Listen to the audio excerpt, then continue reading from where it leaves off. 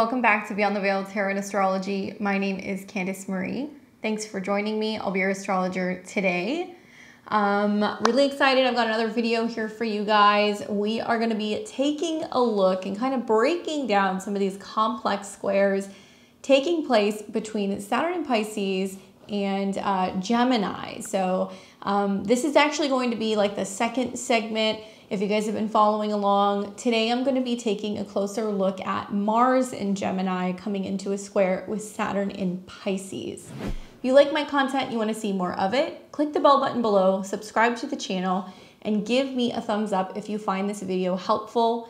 Consider sharing this with other people and leave me a comment below and let me know how you're feeling with these energies, how you're trying to stay focused, stay on course, and where this is taking place in your natal chart. Bonus points if you are born with a natal Mars square Saturn. Would love to hear your guys' insights. Thank you guys so much for subscribing, for supporting the channel. Any interaction like comments or thumbs up really helps the algorithm and gets this video out into YouTube so other astrology enthusiasts can see and learn from my content. As always, I appreciate you guys so much. So yeah, just like a bit of like a heads up. So if you guys have been following along, we just recently put out a video on Mars conjunct Jupiter, tried to really focus on the more inspiring kind of can-do attitude of that conjunction. But this is the second major aspect between planets in Gemini and Saturn in Pisces. So I'm going to be really honing in on the Mars-Saturn square. The next video that's going to be coming for this Sunday's astro weather is actually going to be the Jupiter-Saturn square. So yeah, and another thing is that you guys are watching this on the 14th of August, okay? So I'm actually filming this kind of midday on the 13th. I just kind of felt the need to say that because I think there's some stuff that's going to be playing out actually the next 24 hours and really all week that may pertain to this particular video. I'm filming this just prior to the up-and-coming Elon Trump interview with Elon Trump. Hello, I guess it is the Elon Trump interview, the Elon Musk interview with Trump. That's going to be taking place on X, formerly known as Twitter. I have a really strong suspicion that we're going to see a lot of action revolving around that particular kind of conversation. A lot of it may pertain to some of the things that I'm talking about today. As I was getting ready to start filming this, I saw on X that basically the EU is causing some ruckus and sending letters to Elon Musk, basically calling for censorship of this conversation, and it's just bang on time. The astrology could not be more kind of spot on. So I'm assuming I'm going to get a lot of comments about that. We just still don't know what's going to happen or what's going to be said, but yeah, take that for what it's worth. One can only assume that there will be, you know, conflicts from this aspect. Okay, you're going to hear a lot of astrologers talking about the potential for war, the potential for attacks. Like, I don't want to focus too much on that. I just want to talk more about this archetypally. We don't really know what's going to happen, but I can tell you that this is going to be about news sources that are speaking up in the world right now. Now, these could be media outlets, it could be independent journalists, it could be people who are posting on their social media platforms. I'm just assuming that speaking up, sharing, speaking out, and being loud about world events will have grave consequences. That's just kind of this in a nutshell. Now, the reason why I broke all of these transits up and I made separate videos is because it's a very unusual kind of sequence of events, right? The Mars-Jupiter conjunction taking place in Gemini. Obviously, we're not going to see that unless there is a 12-year Jupiter and Gemini cycle corresponding with a Mars conjunction. I have talked about that in the past. We see the Jupiter-Saturn square happen every so many years, and we see Mars that comes into aspect with Saturn, I would say probably sometime around once every 12 to kind of like 18 months, depending on like the transits, the opening square, the opposition, the closing square. So I wanted to break all of these up because I don't really feel like all of these particular aspects can be brought together and just kind of like, I guess, summed up to one particular prediction. They actually all will create a series of events, but they all need to be looked at separately to kind of better understand what's going on archetypally and also out in the world and in our own lives. These transits don't really just take place in a vacuum, right? We don't just look at something and go, okay, this is happening this day, so there is going to be something that is going to transpire on this day. We see planets come into conjunction within a few degrees the days leading up to, then we see the aspect, and then we start to see them kind of separate. So some of you guys are already feeling some of the kind of frustrating energies of the Mars-Saturn square right now. This is being kind of like, magnified because of the conjunction of Jupiter. And I really feel like there's something deeper that's kind of going on here at play. So I wanted to kind of show you a little bit about some of this particular cycle. I want to go back and look at some transits from earlier this year. And then I want to talk about the impact in the month of August, particularly like the next month or so, and then how this is going to be playing out 1 year from now. As an astrologer, it's my job to kind of study the cycles and understand where things are seated and how that has ripple effects down the road and how we see sequence of events that kind of unfold over time. So like I said, so far we have covered the Mars-Jupiter conjunction. This is happening as you guys are watching this. I think this conjunction has a bit of like bravado and confidence. And sometimes, it can be about acting out in big ways or speaking out in big ways and not always putting a lot of thought into it, right? Gemini is a mutable air sign. It can be things we're saying, things we're posting, things we're writing down, things that we're learning. And shortly after this conjunction, which generally is pretty positive, we're going to see a check from Saturn. So that's going to be happening just the days following that conjunction. Saturn will be first checking Mars. That's what we're going to talk about today. And then we're going to see Saturn checking Jupiter as Jupiter squares Saturn. So these are all separate videos. Yes, it is possible that we can see big acts of war or attack or conflict. That is, kind of baked into any hard aspect involving Mars. But this is also about harmful actions.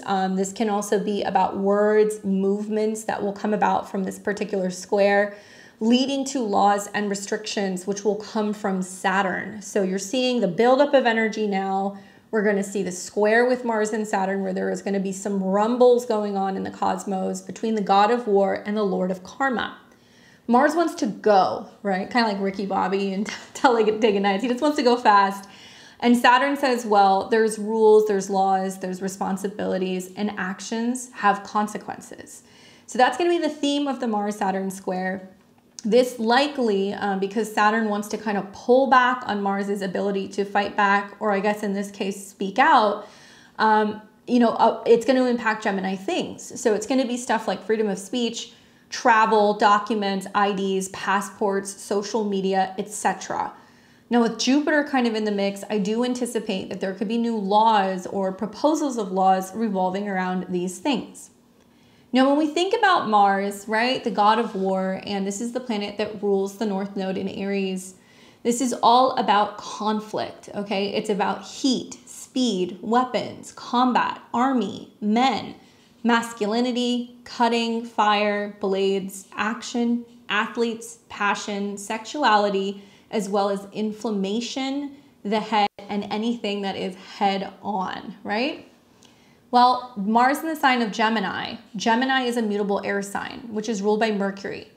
So Gemini rules things like cars, transportation, communication, news, media, information, neighborhoods, learning, primary schools, radio, newspapers, journalists, siblings, and extended family members like cousins, aunts, or uncles. Now on the other side of the arena, we have Saturn, all right? Saturn is in Pisces, it's retrograde right now. And Saturn represents things that are like elders, superiors in society. It's about bosses, parents, limits, borders, boundaries, walls, government, top-down structures, and just essentially it's about control. Now, Mars and Jupiter are direct, so they are moving forward and expressing that energy in an external way. Saturn is retrograde, so we're going to be hearing a lot of talk and discussions and debates revolving around lack of Saturn things. Now, Saturn in Pisces is a bit of a slippery energy. Having Saturn, which is usually about what's stable and solid, in a mutable water sign and then retrograde is a little bit kind of confusing. I feel like because Pisces is associated with emotions and intuition, water, sea, or bodies of water, coastlines, hospitals, prisons, immigration, asylum seekers, religion, churches, temples, hidden places, sleep, screens, illusions, and distortion, we will hear lots of discussion about these things and the lack of responsibility, transparency, or integrity, and where this is actually creating kind of more conflict and more divide. We're seeing kind of two sides of people's kind of minds on topics. People are very, divisive when it comes to communication and sharing information. We can be very split when it comes to what's going on with leadership. So it kind of makes sense with the current climate. But squares push events to a point where actions take place. A square is actually considered to be a Mars aspect because it's confrontational. A 90-degree angle, right, is, if you talk to any like physicist, that is the angle essentially where you're going to have the hardest impact. You think about two waves that can be kind of coming into each other and crashing into each other and converging, and the energy of what that actually creates. It can be something very powerful. So there's friction of sorts that's going on right now, and that friction is not without purpose. This friction is coming up for all of us, so that way we make a move, pick a side, and make changes. Now, I came across a really interesting quote this week, and I was like, I have to write that down and do a little research into it, and it could not be more spot on, I think, for this particular transit. The quote reads, "Only dead fish follow the stream." And those of you guys who are into astrology, you're probably chuckling right now because we all know that Pisces are the fish. Certainly Saturn, at least in Hellenistic or traditional astrology, was seen as the final limit. That was like the bardo. It's almost like the modern day Pluto. And it ruled over elder people or kind of the end of time or the end of life or the limits, right? So it could have been seen as kind of like this Plutonian character, the Grim Reaper, right? So when I think about only dead fish follow the stream, I was like, this is so much connected to Mars and Jupiter square Saturn, because if you guys, I'm sure everybody has seen, you've seen something on National Geographic or, something about how, fish have a tendency to kind of want to swim upstream, at least during certain seasons. And they know they need to do this, right? Lively fish know that they need to do this because they're on a mission. They've got to eat, they've got to spawn, they've got to thrive, they need to reproduce so life can continue on. So they're going against the stream. Interesting. This is biology, like instinctually, the animal kingdom knows this. But the phrase, "only the dead fish follow the stream," is a proverb that highlights the importance of independent thinking and the dangers of blindly following the crowd. It reminds us that true success and fulfillment in life comes from carving our own path and standing up for what we believe in, even if that means that we go against unpopular opinions. The saying encourages individuals to think for themselves and not just follow the flow of the crowd.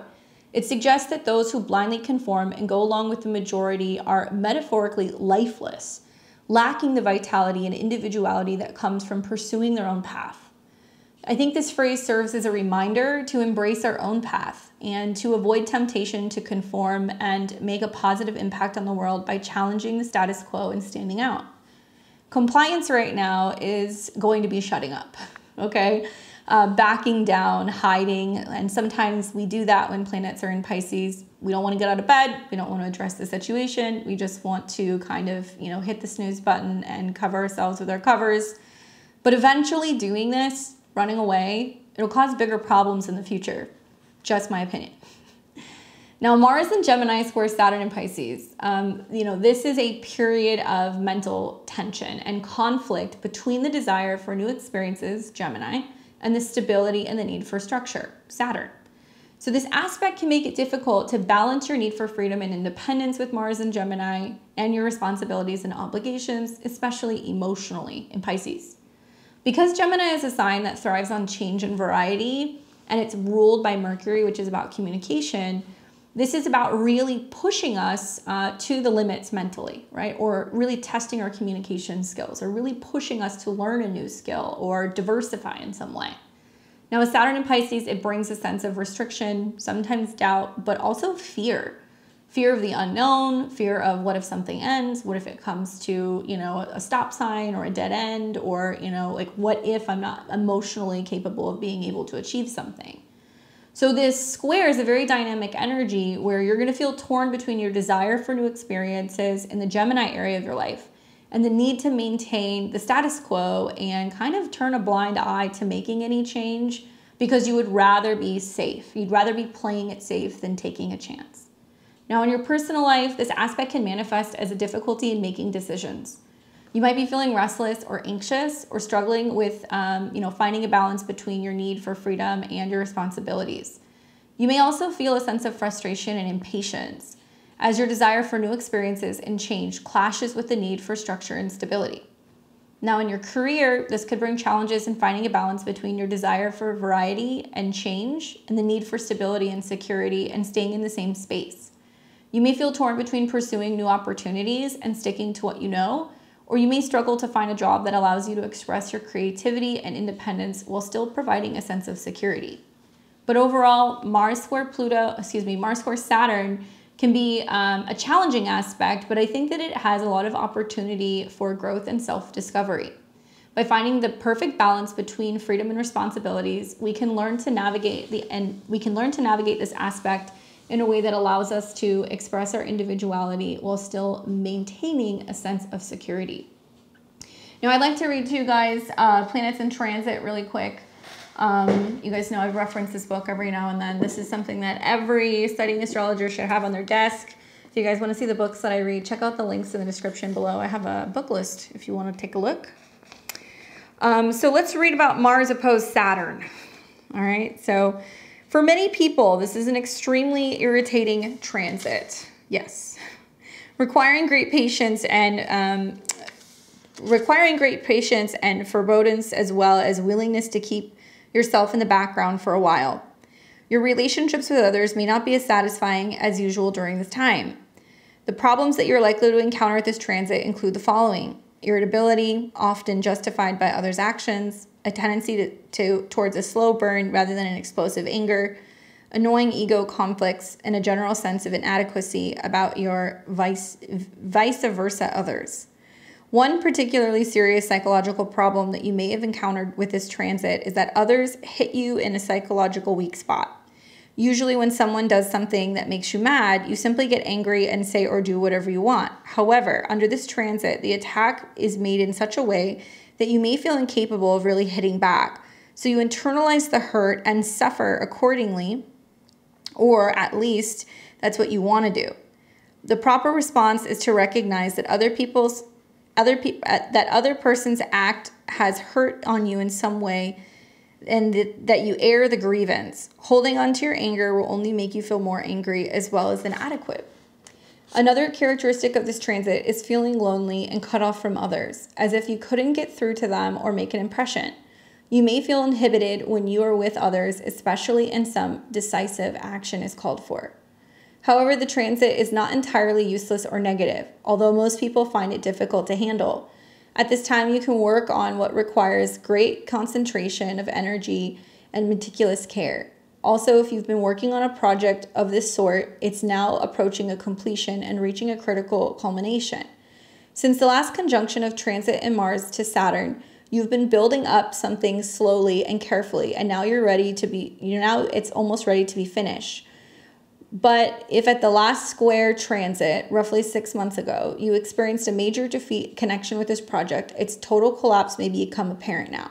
Usually this happens because other people's aggressive actions have blocked your success, but you did not prepare adequately for the challenge and any personal initiative you must face. At this time, this is a transit that can signify illness, so it's not a good idea to strain your body unnecessarily. Try to relax and avoid situations that produce needless tension. Physical tension at this time can be quite debilitating and harmful to your health. Now, this is the opening square. All right, so we're going to deal more with like the opposition literally a year from today, and I'm going to show you guys that. So right now, this is the first opening square. So that basically means since we had the conjunction, which we had, I don't know, it was back in April, This is the first challenge that we've had to the Mars-Saturn conjunction. We'll talk about that. I kind of see this as like the first speed bump, you know, to whatever we first kind of committed to, whatever we were first kind of putting our mind to in April, and now it's getting checked. When we get to the opposition in a year, it's a completely different ball game. We're going to have Saturn and Neptune in Aries, so it's going to be, I think, even a little bit more dramatic. And it's going to be happening conjunct the world axis points, which means there's going to be a big change in the world come August of 2025. Now, I also wanted to read to you guys a little bit from Archetypal Universe, especially since, I mean, this great book, you can kind of blend other planets in with some of the aspects. So this isn't going to be talking so much about the aspect like hand does, but it's more kind of talking about archetypally what happens when you see combinations between planets. So specifically, we're going to look first at the Mars-Saturn combination. All right, so Mars-Saturn combination, focus and discipline action, deliberate and determined outputs of energy, qualities of hard work and persistence, the capacity for complete projects and active forbearance, oppressive work regimens, inhibited or frustrated energies, and a tendency to feel like the victim when acting as the perpetrator, ongoing bitterness and hate, harsh boundary collisions. Hello, Mercury retrograde. Character themes, qualities of hard work and persistence, deliberate and determined outputs of energy, urges to test one's mettle and to put one's nose to the grindstone, the ability to confront challenges head on, steady perseverance despite problems, instincts to proceed forward slowly and carefully, look twice before you leap.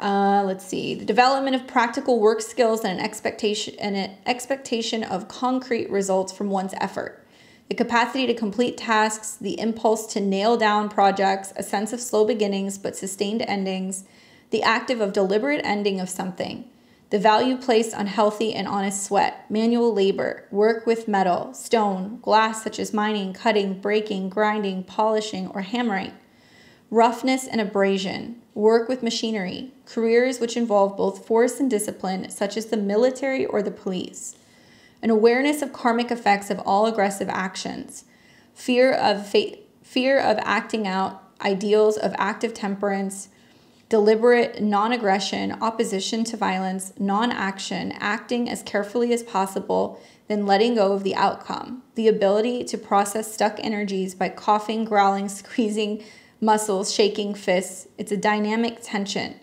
deliberate willful exaltations, active concentration leading to catharsis, the deliberate feeling of one's hate in order to discharge from the system, a firm resolve to putting an ending of human conflict above winning the battle against fear. Shadow qualities are fear-driven action, inhibited by frustration, inhibited or frustrated energies, a sense of being stuck. Let's see, what else did he say? An experience of one's job as a grind, oppressive work regimen, harsh taskmasters, Spartan, Prussian, tiger-style discipline, feelings of grouchiness and irritability, a habit of butting heads and confronting people. Let's see, what else did he say? Hammering across one's point of view, emphasizing differences, inflaming old problems, urges to squash something. Interesting. Let's see. So what else? What does it say about... Okay, here we go. Mars-Saturn themes. Let's see. No, what was the one I wanted to look at? Okay, I wanted to look at it with Jupiter. So, you know, we're looking at Mars and Saturn square, but when you throw Jupiter into the mix, this is what he says. A careful and comprehensive approach to undertaking one's goals, a commitment to act with balance and integrity, capacity to rein in one's excessive energies, worldly wisdom earned through long experience, a sense of frustrated or defeated idealism, submersion into the mundane pursuits of overwork, urges to milk the system for one's own benefit, periods of getting carried away, and then followed by consequences. Okay, interesting. All right, so great book if you're looking for something that's not like a cookbook type of astrology book to give you a little bit more insight into this. But in order to better understand where we're going with this, both with this conjunction this week and also the one that is going to be the opposition in a year's time, we got to go back. We got to kind of look at where all of this started. So let's look at the roots of this transit. So we're looking at this on August 13th, but I want to go back to April the 8th, 2024. Because on the 8th is when Mars and Saturn were in conjunction. Now, my goodness, April is a month, huh? I feel like I still have PTSD from April. So what essentially happened here is this is when Mars and Saturn were coming into conjunction. They were within a 2-degree orb. In April 8th, 2024, we had a solar eclipse in Aries. I don't know how you can forget this eclipse. It was at 19 degrees of Aries. It was almost exactly conjunct Chiron, and solar eclipses are obviously, markers in time. All eclipses are. They come in pairs every 6 months, and this was a solar eclipse that was conjunct the North Node. So it was basically planting new seeds, sudden opportunities for us to be able to produce some kind of new, new intentions, new growth. Aries, is the sign where the sun is exalted. So it was actually pretty significant because I think it represented a time where we were really focusing on like, what can I do on a personal level, right? What new things am I initiating? How can I be stronger? How can I be more courageous? How can I be more independent? Obviously, we had this just like crazy train of transits going from Pisces into Aries. So it was almost a little paradoxical in a way because we had the ruler of the eclipse, Mars, that was behind the actual eclipse. So we were still swimming through the cosmic soup. Mars in Pisces is like driving a car into a swimming pool and being like, why am I not going anywhere? Mars is a linear planet. It wants to get from point A to point B. It's masculine. It's kind of a fiery energy. So having it in Pisces means we're kind of like, I know I need to make a change, but like, I don't know where I'm going. And Mars was approaching the conjunction with Saturn. So it did represent on a collective level, everybody feeling like the new year really didn't really get going until April. And that's the real astrological new year. But we were still hitting a wall. We were still facing, some uncertainty. We were still unsure. We were afraid. We didn't know how to make the necessary changes. So this is an important piece of the puzzle that the Mars-Saturn conjunction started underneath this solar eclipse in Aries.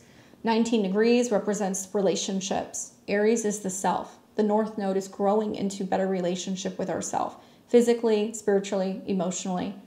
And it was conjunct Chiron, which means it was bringing up all of these issues. It could have been physical health problems. It could have been a lot of allergies for people, sinus problems, inflammation, anger, frustration, heart problems, issues also revolving around hormonal stuff because we have, Venus that is in the sign. It could have been about financial things that were starting to kind of rumble. The list goes on. Now, in the midst of this, we were also in a Mercury retrograde. So if you guys remember, Mercury was also retrograding and it reactivated the eclipse point. So it almost felt like the entire, midpoint of April to the end of the month, it was like everything was just haywire. A lot of people were very frustrated. A lot of people were very angry is kind of what it seemed like to me. And a lot of this seems like it was just in the ethers because Mars was in the sign of Pisces. So when we think about like what happened during this particular time from, let's say, this eclipse on the 8th of April to when Mars came into conjunction with Saturn, which was the seated moment that we are now kind of confronting at this very moment. Mars conjunct Saturn at 14 degrees. Well, I did a little research and I was like, okay, we got to go back. We got to look at, what was happening during this particular period. So in April of 2024, just, 4 short months ago, basically global affairs were marked by significant financial development and geopolitical tensions were kind of on the rise. So the global economy was showing some signs of improvement while inflation was supposedly easing and financial conditions were becoming or looked like they were becoming more favorable. And this was reported by the IMF. However, concerns about debt and sustainability in developing countries were highlighted with calls for urgent reforms to address the widening gap between rich and poor nations. Now, on the geopolitical front, tensions between the U.S. and China continued. We saw the U.S. Senate passing a $95 billion foreign aid package, which included significant allocations for allies in the Indo-Pacific region. The UK and China also engaged in diplomatic discussions while the German Chancellor was meeting with Chinese President Xi Jinping in Beijing.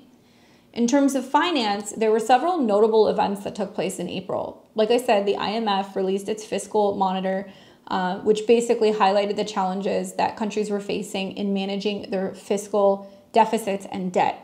The UN also released a report on the financing challenges faced by developing countries, and they called for urgent action to address the development and financing gap between those countries. Now, in April, we also saw the stock market experience a significant decline, with the S&P 500 dropping 4.23% during that month. This was a very noticeable downturn, especially considering the S&P had shown positive returns in the months of April prior.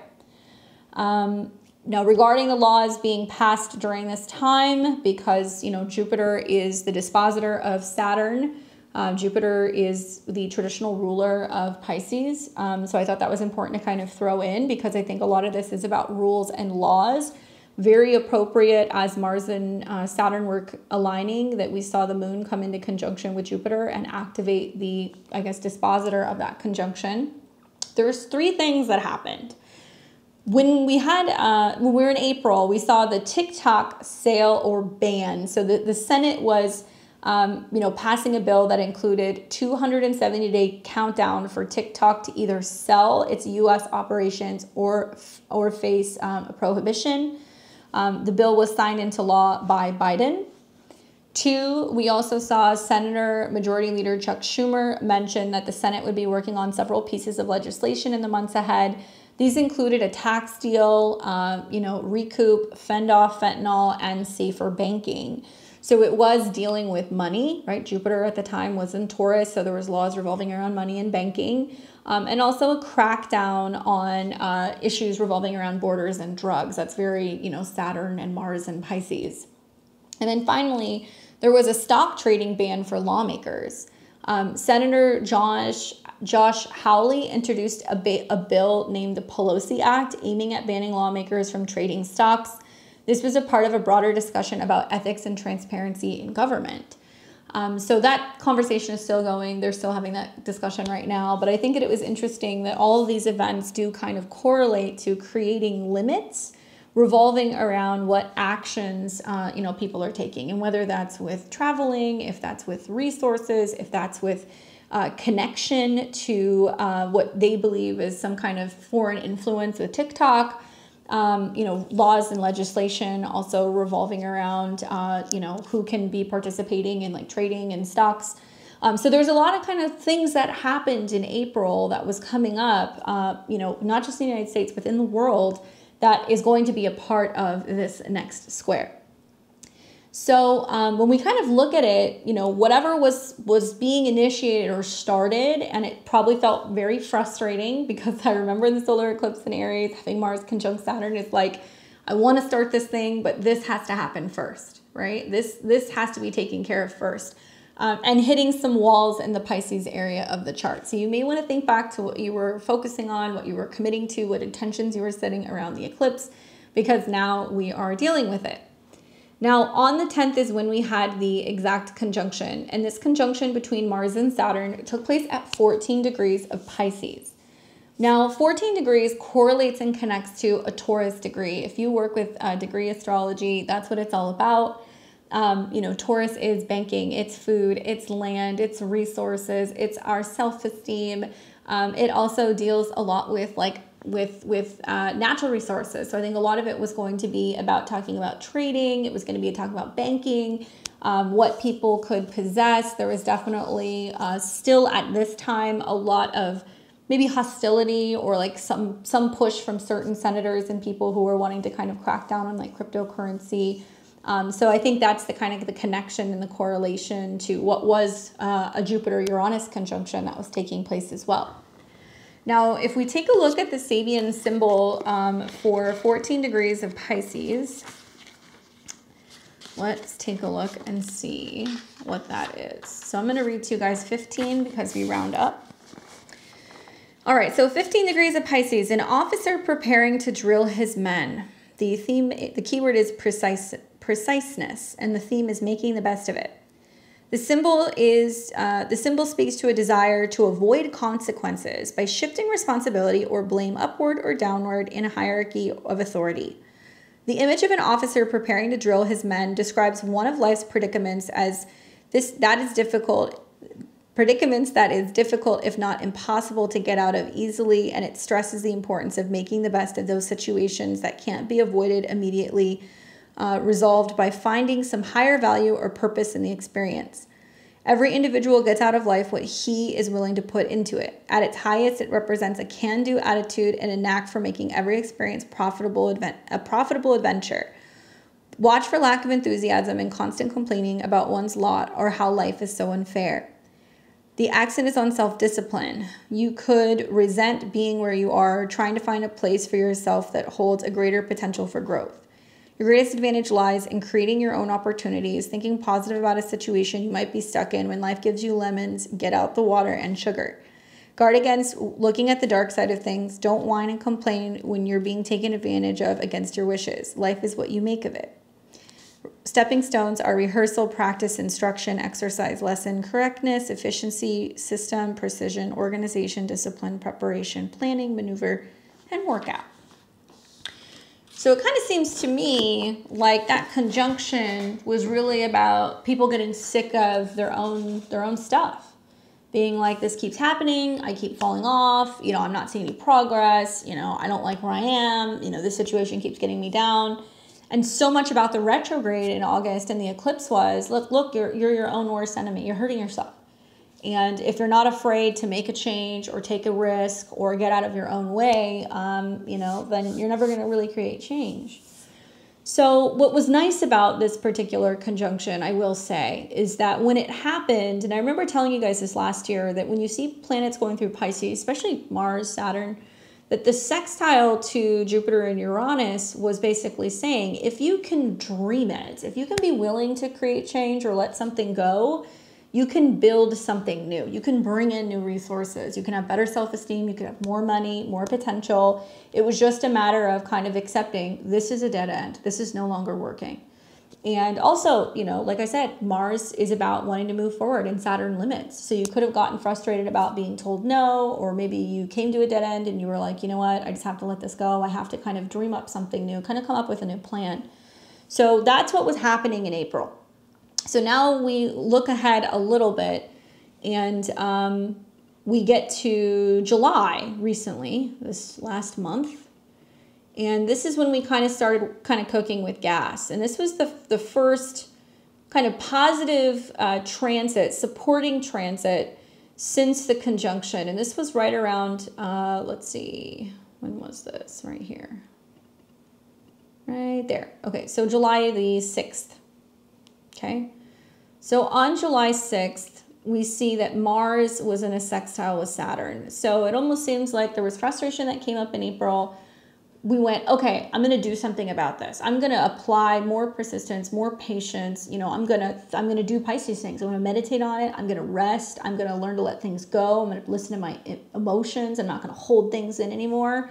And then we were able to actually do something productive. Sometimes a little bit of frustration, anger, and setback makes for the best comeback. So you should have started seeing that right around July, there was momentum. There was forward motion. We were starting to see things go. Granted, Mars was in Taurus, so, you probably needed to be coaxed a little bit, or, it was kind of slow and steady wins the race. But it was an aspect to this really beautiful, new moon that we had in Cancer. It was in a sextile to the new moon, so it was supporting. It was also in a sextile to Venus, which was its dispositor because it's Mars in Taurus. And so we saw a lot of building the dream, feeling our way into it. Then it was, okay, I'm emotionally opening up to it. So July is when we really started to see some kind of progress and kind of getting out of our own way, essentially. So then that brings us to July the 5th. Excuse me, not July the 5th. What is it? Then Mars conjunct Uranus. That's a whole other transit. So then this brings us to just right about now when Mars is coming into conjunction with Jupiter. So that conjunction is happening on the 14th. Okay, so tomorrow. So Mars conjunct Jupiter. You guys saw that video. I don't want to be repetitive. Let me just say this. This is where you're being asked to grow. Okay, this is where you're being asked to evolve. If Mars is about the action and Jupiter is about the faith, if it's about the travel, if it's about working with the right mentor, if it's about educating yourself, that's what this is all about. Taking chances, learning how to communicate, and learning how to grow. Granted, this is at a steady, cautious pace as the square to Saturn is coming just a few days after this. So this is where we need to kind of steady ourselves, pace ourselves, and become, responsible so we can have growth at a necessary pace. Mutable squares, they need to complete something. They need to shift the energy or allow things to change. That's why those particular signs represent the end of a season, because they're giving way and making room for eventually what's coming when planets move into cardinal signs and they initiate something new, right? So for me, this reminds me of the Einstein quote where Einstein said, the measure of intelligence is the ability to change, right? Jupiter and Mars in conjunction. Are you brave enough to change? Are you willing to take a risk? Are you willing to take a chance? Are you willing to start writing that book, take that new course, move to a new city? Are you willing to keep an open mind and consider a different path or a different possibility? Granted, like I said, this is all calculated risk. But going back to what I said about the dead fish are the only ones that follow the stream. Well, Saturn is the dead fish. I hate to say it. And Saturn can represent that limiting force, something that's coming to an end that's going to be completing anyway. So part of the process as we're kind of dealing with the squares to Saturn, as Saturn is retrograde, is we're asking ourselves, is this an old outdated way of doing something? And that could be on the world stage, globally with leadership. That could be how we're managing Pisces things like hospitals, mental health, things revolving around faith, things revolving around churches and temples and mosques and all that stuff. And this kind of building pressure where people are now starting to kind of talk about like, hey, this isn't supporting us anymore. This isn't stable any longer. You know, let's talk about it. Let's debate. Let's come up with some new solutions, right? So think about that. Are you guys open to change? Because so much of this moment right now, as you guys are watching this, Mars and Jupiter are aligning. There is something going on in the Gemini area of your life that you're like, God, I want to do that.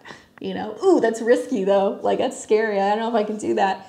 But you don't have to do it overnight. It's going to be something that's going to take some sort of sacrifice, right? You're going to have to be willing to sacrifice something because Saturn is in Pisces. So what is that sacrifice? You got to look at the house that Saturn is in. Time, emotions, fear, laziness, isolation. These are the things that we're trying to combat right now with Saturn and Pisces. And I got to tell you guys, I'm feeling it too. It's definitely making me rearrange a lot of things that I'm doing in August. It's not easy for anybody, even astrologers who kind of know what's going on.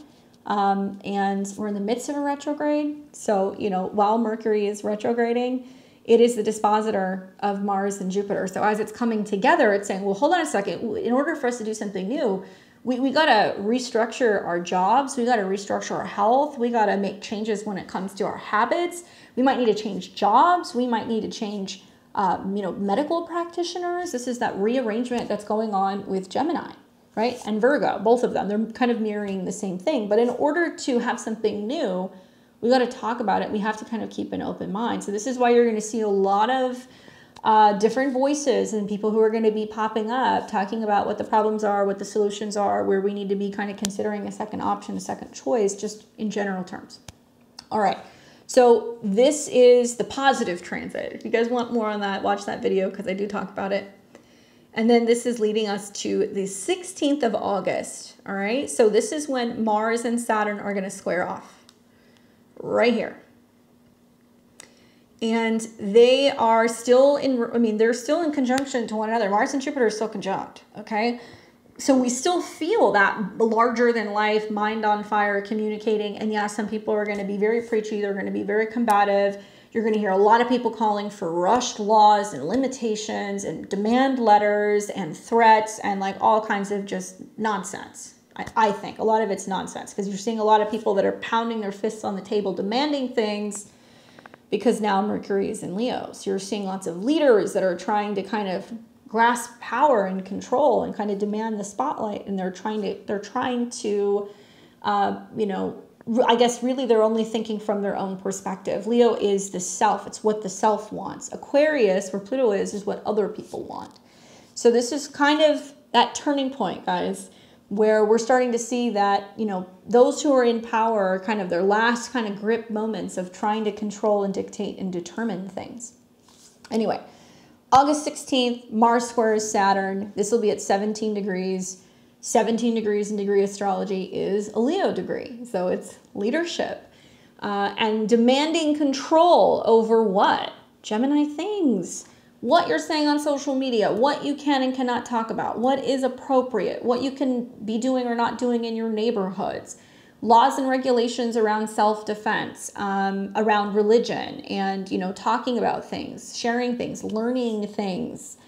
Gemini also rules movement, so it could be, like I said, documents and things relating to transportation, but it also can be things kind of connecting to elementary schools, children, younger people, and things that are being decided revolving around, well, Mercury is in Leo now. So leadership in schools, decisions about what's being taught in school. Certainly the Mercury retrograde, which started in Virgo, could be things revolving around schools and decisions about schools and children's health. I'll leave it there, but do your own research.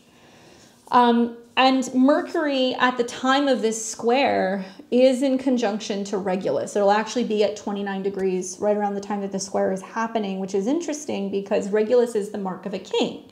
All right, so this does represent royals and big decisions and changes with royals and leadership, you know, celebrities and people who are well-known or well-known leaders, or even people who might be managing or leading kind of like militaries or armies. And a change in direction and strategy, right? Strategy when it comes to war. Now, as I film this, we have yet to see, you know, massive retaliation that Iran promised Israel, regardless of their purpose or like whatever. I'm just kind of stating the facts.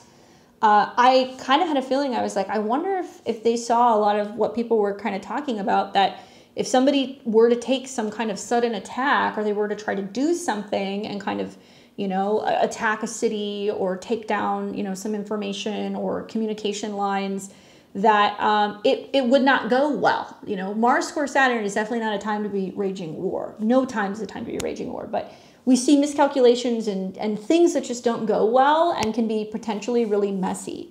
Now, I'm not saying that these things won't happen, that we may not see some kind of attacks. Certainly, you know, this is conjunct United States, Uranus in the 7th house. So we are already cruising for some kind of tension, whether it's going to be here in the United States or in foreign bases.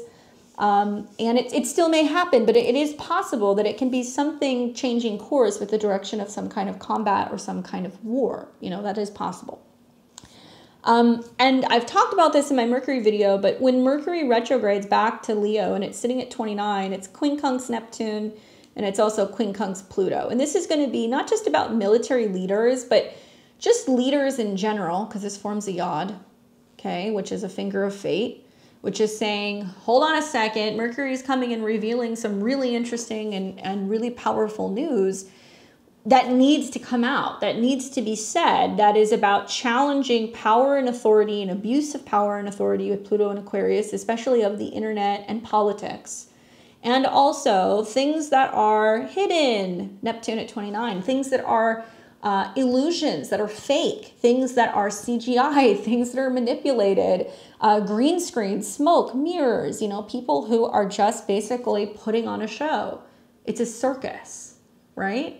And Leo is the ringleader, so Leo's going to come out and be like, don't you see all this stuff that's kind of going on? So I really feel like this is rather extraordinary astrology. You know, some of the aspects that are setting up with this upcoming full moon in Aquarius, we've got a T-square that will be taking place between the Cazimi in Leo, Uranus, and the Aquarius full moon, and a T-square between Saturn, Mars, and Jupiter and Venus. It's like whatever is happening in mid-August is huge. It is likely going to affect the trajectory of where we're going to be for the better part of it, the at least immediate next year. No joke.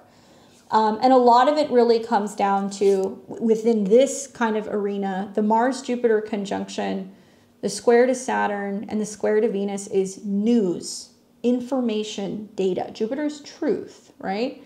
And what is truth? And can we speak truth? Can we talk about truth? We all know that data and information can be manipulated. Polls can be manipulated. Photos can be manipulated. But why is it becoming an offensive action to speak your mind, to practice critical thinking, to ask the hard questions? Why is it that we have other countries that are so concerned and consumed about what we are airing in the United States when it comes to our election, unless they have a vested interest in that?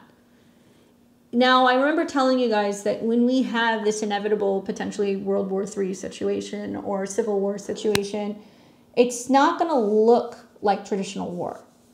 Information is Gemini. This is an information war. That is what we are in the middle of right now.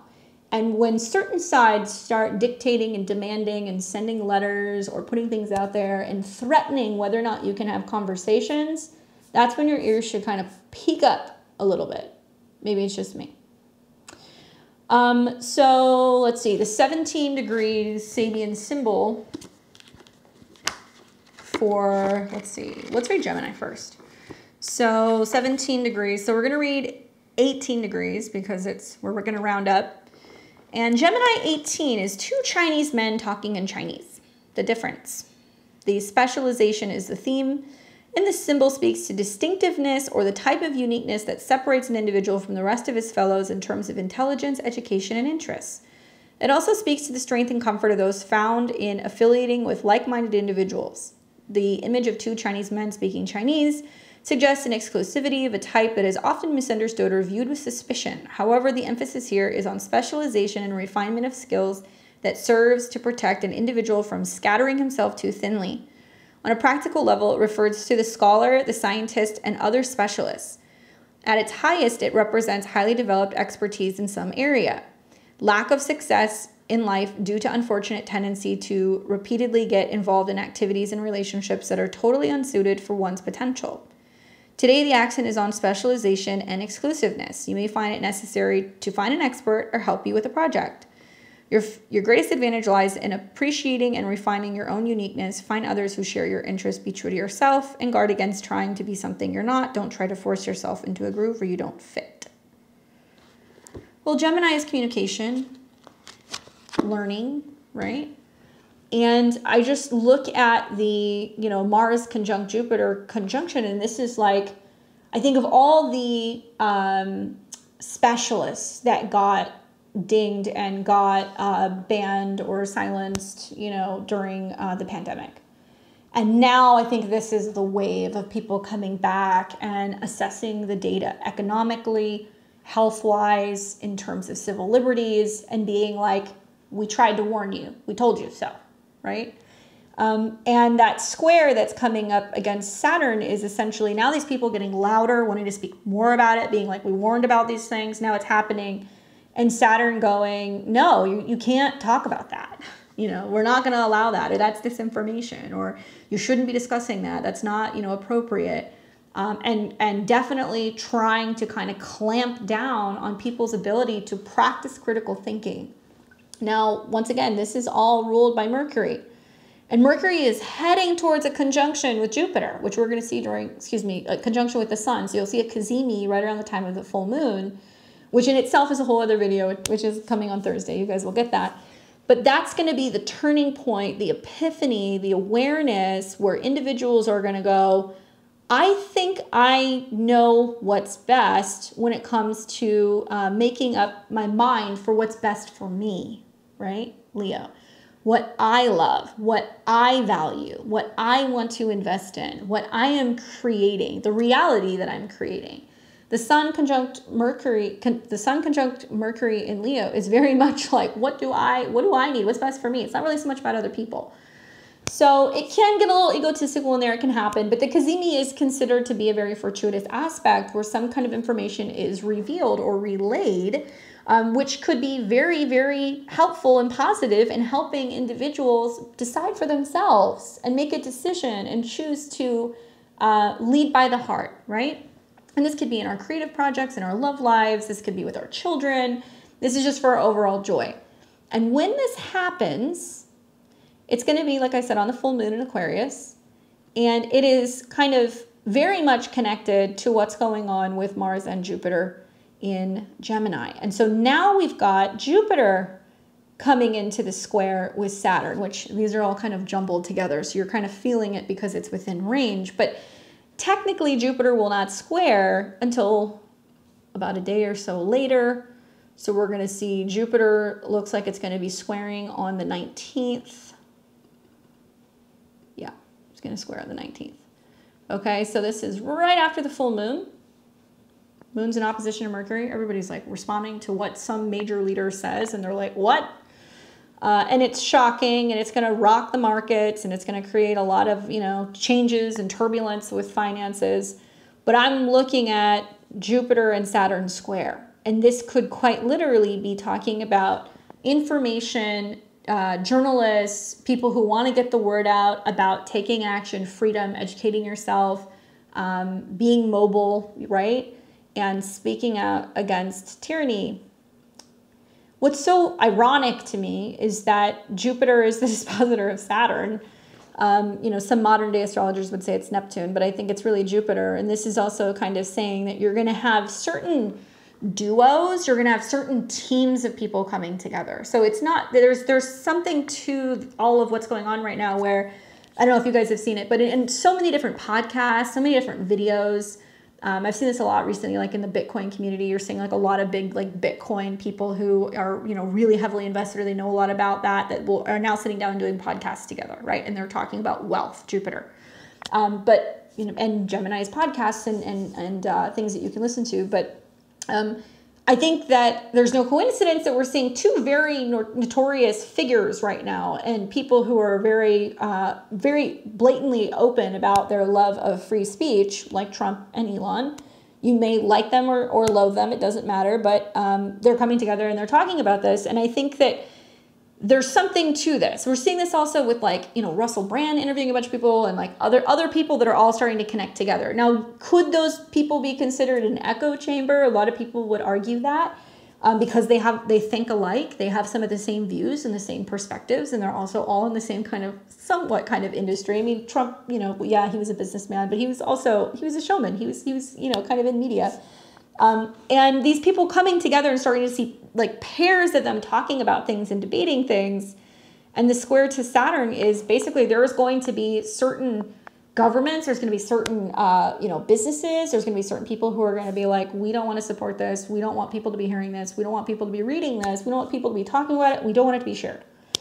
So when we see this happen on the 19th, it's like fireworks. I don't think I've ever quite seen so many big aspects happening on a full moon, which is why the 18th, 19th, and 20th is just so explosive. We will then start to see Saturn, lose the square from Mars. So now Mars is pulling away. We are going to see Jupiter and Saturn kind of in this lock of a square for a little bit longer. And that's another video. But as soon as Jupiter's hitting about 18 degrees, by about the 26th, 27th, then it's going to start to kind of break. And we're going to get out of what feels like it's been kind of like a hodgepodge of planets here. Yes, we're going to see Mercury come back into Virgo. Yes, we're going to see the sun go through Virgo. And we're going to see eclipses in September in Pisces that will square this point. So there's so much emphasis on the Gemini area of the chart right now. And really what it's trying to do is trying to get us to make changes in how we think and how we communicate and kind of consider alternate, options, be learning new things, be engaging with people. We need to learn how to communicate and talk again. We don't have to agree, but we do have to learn how to communicate and how to sit at the table and how to kind of debate things. And I think all of us humans should be taking note of where there are people who want to keep us from being able to sit down and communicate and hash out our differences. Because if we're divided, right, we're not strong, we're not unified. And then that's going to make it so much easier to create more division and more separation, more hate, more wars, and also make it almost nearly impossible for us to be able to get out of the mess that we're in right now. Now, in the future, right, we are going to see that this will turn into an opposition. So if we looked at April as the seeding moment of, well, why can't we get out of this fishbowl? You know, why are we all so frustrated and isolated? And now we're in this moment where, yes, there's going to be some fierce barbs and words being thrown. I'm going to take you to 1 year from now, in August of 2025. And in August, we're going to see that then Mars is going to oppose Saturn. Okay, there we go. Got to go backwards.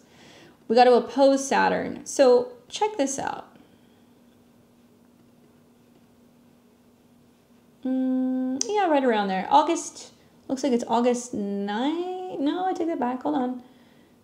It's going to be like right around August 8th. Saturn is at 120. Here. Okay, August 8th. August 7th, 8th, 9th. That's when you're going to feel it. So obviously, one thing we notice here is that Saturn is no longer in the same sign, all right? There's a reason why, you know, Saturn and Neptune are in Pisces, and it just feels like it's just a total clown show, because Pisces is where things end. Aries is where things begin. So when we think about some of the chaos and the inability to communicate and all of these things is quite literally because Saturn and Neptune are in Pisces, and it just feels like it's clown world. You know, everything's kind of breaking down. It's dissolving. We're starting to see, you know, things kind of fall apart. The system essentially is crumbling. That's what's going on right now. So when we get to August of next year, one year from the time that you're watching this, we will then have the Mars-Saturn opposition. Saturn is in Aries, where it is not happy. Okay, it is considered, I think, to be in its detriment here. So Saturn in Aries puts a limitation on individuality, a limitation on individual freedoms, a limitation on being your own person. It could represent limits in regards to your body. It could represent health stuff. It could also represent issues and limitations and expectations connecting to war. Okay, so we could be impacted by that. And Mars is the dispositor of Saturn. Interesting. This is where we see in the sign of Libra is where Saturn is exalted. So I don't know if that's technically considered a mutual reception, but nevertheless, now we have the opposition. And I kind of see oppositions like conjunctions because they're looking right at each other. So if Saturn is saying, hey, here's the boundary, and Mars is saying, well, I'm not sure where I'm going in Libra, we're definitely going to see lots of challenges and issues legally, and I think with relationships as a result of people not having strong boundaries for themselves. Now we take this a step further. Mars is also in opposition to Neptune, and this is going to be a Mars, this is going to be a Neptune-Saturn conjunction. That's going to be kind of brewing next year. We're going to see it on and off 2025 and 2026, but eventually the exact conjunction will be in 2026. Nevertheless, it's the same degree. So we look at this as limitation or kind of breaking down, peeling away, burning away, you know, any illusions that we may have, anything that is making us sick or anything that's holding us back. That's the positive side of this. At least the conflict is going to be in your face when Saturn and Neptune are in Aries. It's not going to be, you know, this kind of blame game that's going on. We will have nobody to blame but ourselves for putting up with some of the stuff that we've been putting up with.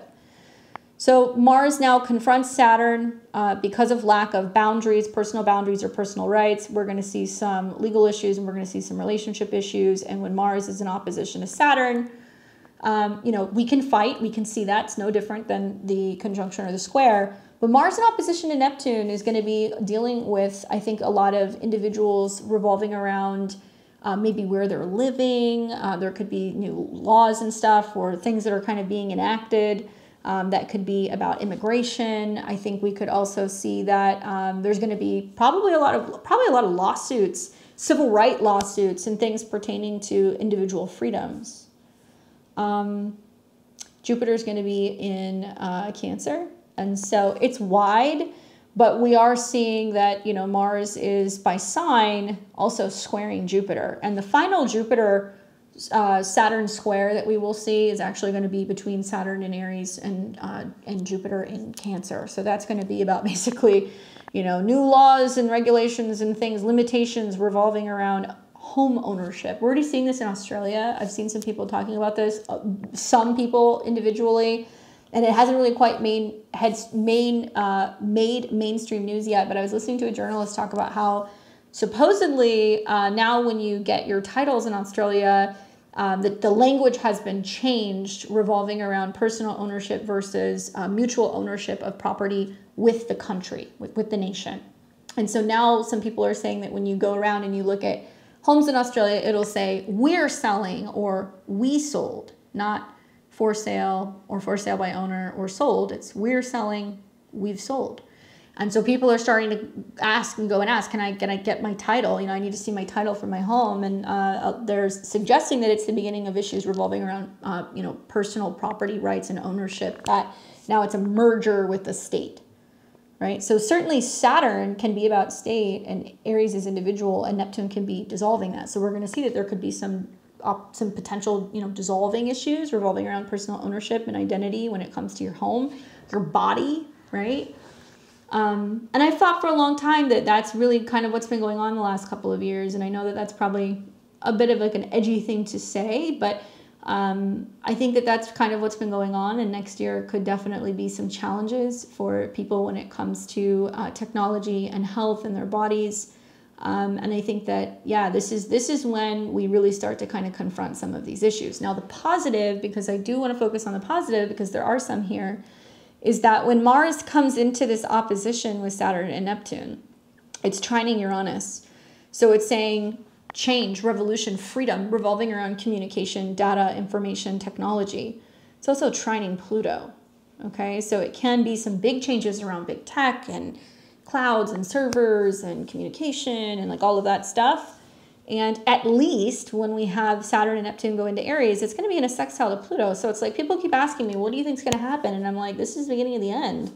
You know, once Pluto fully moves into Aquarius in 2025 and once Saturn and Neptune fully move into Aries in 2026, you're going to get glimmers of it next spring, next summer. But once this happens, it's Brave New World, guys. It's going to be, everybody's going to have to really be kind of toughening up and being responsible, I think, for standing up and being like, this is not my reality. I don't choose this, you know, and be really prioritizing being able to work together collectively and needing to roll up their sleeves and get their hands dirty, because that's what this is going to be about. More manual labor, more trade jobs, more blue collar jobs, people who are going to be fierce and independent and potentially even nomadic, because Aries is a nomadic sign.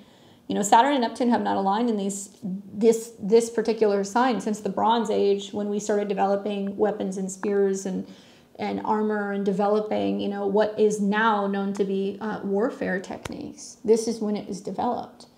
So that will be impacting us, and it will be important for us to decide whose fight we're going to be fighting. And for many of us, it's going to be this realization that we've been at war with ourselves if we're, you know, creating war with each other, because we're all, you know, we're really all in it together. The Jupiter squares also, I think, are interesting because Jupiter will rule the North Node. So with Jupiter trine the North Node in this sequence, it does kind of talk a lot about growth and prosperity being brought back to some certain countries and homelands. Certainly, you know, America is a Cancer country. So it can be, you know, through reworking and strengthening and creating new borders. I think we're going to see certain states have new borders. We're going to see certain countries redevelop borders. There's probably going to be new walls and other things that are being broken or kind of, you know, built up. It depends. Aries is new. I was personally born with Saturn conjunct Neptune in Capricorn. I was born the week that the Berlin Wall fell. And I think about that conjunction and what that meant for what was going on in Germany and essentially all the other things that was also going on in the world. The Soviet Union was collapsing. All these things were happening. And in Aries, I think that with Mars here, we're going to see that we're actually globally starting to break away from this kind of globalism mentality and bringing the attention back to what's going on within our home countries. Jupiter and Venus is about creating homes, creating more prosperity, you know, creating more abundance, making it possible for people to feel like they can, you know, build homes, buy homes, that they can expand their living situation. It won't come without a struggle, though, because Jupiter will have to square with Saturn and Neptune first. So it's going to be about people needing to stop being so disillusioned with the idea that everything's going to go fine. The gravy train's going to go on forever. Everything will be perfect. No. I think you're going to see the rise of homesteading. And I've been saying that for a long time. And it's been happening with Uranus and Taurus. But this is when it becomes more critical. And I also think that this is also going to be about relationships definitely being impacted based off of whether or not people are really pulling their weight in relationships and if they're able to kind of provide. You can't talk about Aries without talking about men, right? That's what you know, Aries is. It's ruled by Mars. It's literally about the male reproductive organs.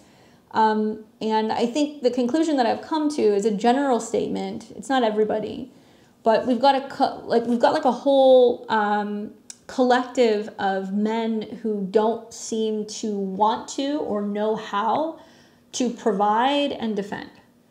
That's just a general blanket statement. I know not everybody falls under that, but with Saturn and Neptune, we're going to realize that if we do not have these types of individuals that are strong and providing for communities and their families and protecting, then it could potentially be the beginning of the end for you know, safety and security in all regards, right? And I'm very much for women. This isn't me putting women down, but that's what the astrology means. And we may also see that there could be a rapid decline of issues pertaining to male reproductive health and things in that regard, which will continue. We're going to continue to see some of that develop.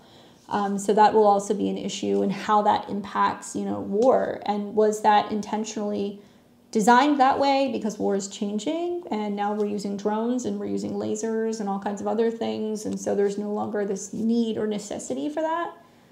And also, you know, on the context of Mars and Saturn, you're going to hear a lot of stuff about defunding the police. Obviously that was, you know, really been big since the Black Lives Matter kind of movement. But when we think about that, well, look at where we are now, especially in major urban areas, you know, major metropolitan areas. Is that working out?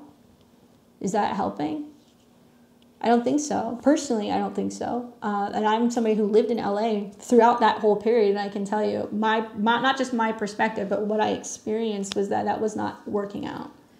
So I think with Mars conjunct Jupiter, we're going to see that there's going to be more hostility. We're going to see that there's going to be more conflict, and there's definitely going to be some riots going on during the convention in this next week. And the squares to Saturn is whether or not we're going to see them turning a blind eye to this, whether or not we're going to see, you know, police officers being told, you know, stand down, let the protests happen, let them burn stuff down. Maybe, yeah. And if this continues, then when Mars starts to come into an opposition with Saturn and Neptune, then there's going to be this emphasis on, well, how are we protecting relationships, or how are we protecting home or family, and how is self-protection, self-defense, and also the protection of civil liberties, and also self-defense so incredibly important. Well, you guys are about to find out, right? It's a lot of stuff going on, So, you know, that was kind of my hot take on the Mars-Jupiter, the Mars-Saturn square. Obviously, this is part 2, so you guys are going to hear me, this Astro Weather on Sunday, talk about the Jupiter-Saturn square, which is the first of 3. So we will see several of those play out. Basically, we're going to integrate over the next couple of months. We'll see the second square that's going to happen around Christmas. We'll do another video then. But this is just to kind of explain to you a little bit more about this square that's going on between Mars and Saturn. If you guys haven't already checked it out, follow my X page. You guys can follow me at BTV Astro. I put out a really cool playlist for you guys. It has all kinds of music for when you're feeling frustrated this week, which can be really helpful to move your body, especially when you're hitting some walls. Take, you know, note of all of the things that I was talking about in the last video as well, because that still kind of bleeds into this. I do cover these aspects in my August horoscope, so you guys can check that out. But just as a reminder, I want to take you guys through the 12 rising signs and just show you where this particular square is taking place. So let's do that. And we will look at the square. All right, so Mars, Jupiter square right here. All right.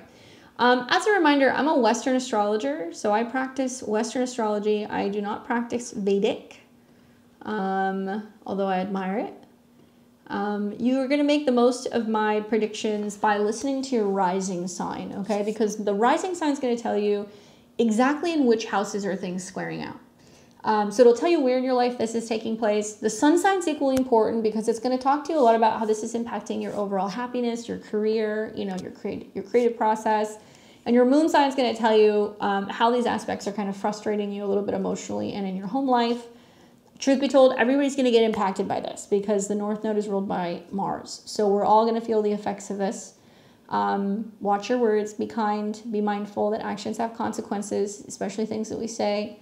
And the people who are going to feel this the most, okay, are definitely going to be the charts that are going to be ruled by Mars and Saturn. So my Aries risings, my Scorpio risings, you guys are getting checked by Saturn. All right. So just be mindful that you're going to feel there's some setbacks, there's some delays, there's some frustrations in this next week with this aspect.